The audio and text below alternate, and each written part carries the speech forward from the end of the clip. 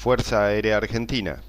En el día de ayer, al mediodía, aviones de ataque ligero IA-63 Pampa 3 de la Sexta Brigada Aérea de Tandil realizaron maniobras de entrenamiento en inmediaciones del Aeródromo Municipal Teniente Héctor Volpini, de la ciudad de Tres Arroyos.